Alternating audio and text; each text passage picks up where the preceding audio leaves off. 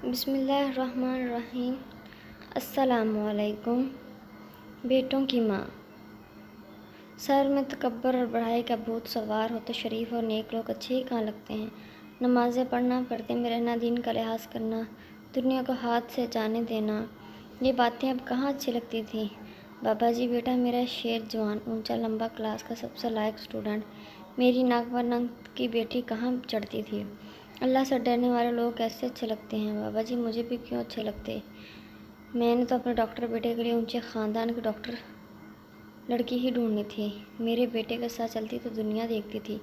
وہ رکے نہ جانے سانس لینے کے لیے یا آنکھیں پونچھنے کے لیے۔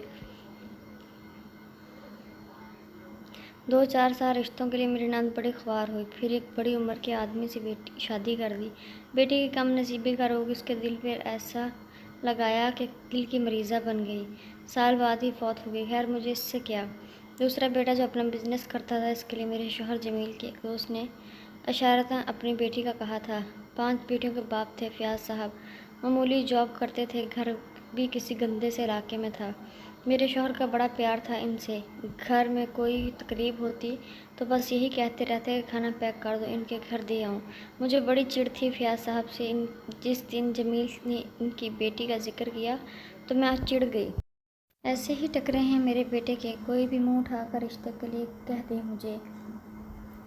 مجھے پتا تھا اب واصف کے ابا باز آنے والے نہیں، اس لیے مجھے خود ہی کچھ کرنا ہوگا۔ میں راضی بازی ہو کر چلی گئی لڑکیاں دیکھنے۔ بیوی بڑی اللہ لوگ تھی۔ ان کی گھر چھوٹا تھا پر سکون بہت تھا، وہاں کوئی افراتفری نہیں تھی، لیکن مجھے بڑی نفرت سی محسوس ہوئی۔ گھر کے ناکارہ فرنیچر، پلستر کھڑی دیواروں اور پرانے زمانے کے پردوں اور پلاسٹک کے 10-12 سال پرانے ڈنر سیٹ کے برتنوں سے۔ میرے بیٹے قاسم کی اپنی کار تھی اور یہاں گھر کے باہر کار کھڑی کرنے کی جگہ نہیں تھی۔ کوئی 50 کلیاں گم کر تو مجھے گھر لائے تھے۔ بچیاں کیسی تھی بابا جی نے بڑی نرمی سے پوچھا۔ فیاض صاحب جیسے سفید پوش شریف حلال کمائی کرنے والے کی بچیاں کیسی ہوں گی بابا جی؟ ویسی ہیں، سروں پر دوپٹے، ہاتھ پیر باوضو سے دنیا جہاں کے کام جانتی تھیں، ہر طرح کا کھانا بنانا لیتی تھی، لیکن میری طرف سے دنیا کا ہر ہنر سیکھ لیتی۔ رہتی تو 2.5 مرلے کے گھر میں تھی نا وہ سب، ویسے بھی کھانا میں کام والی سے پکواتی ہوں، کپڑے میرے ٹیلر کے پاس جاتے ہیں۔ کروشیا سلائی کڑھائی کے زمانے گئے، اب شرافت کا میں نے اظہار ڈالنا تھا۔ اب تھوڑی دیر کے لیے ان کی حیثیت کو ایک طرف رکھ کر سوچتی۔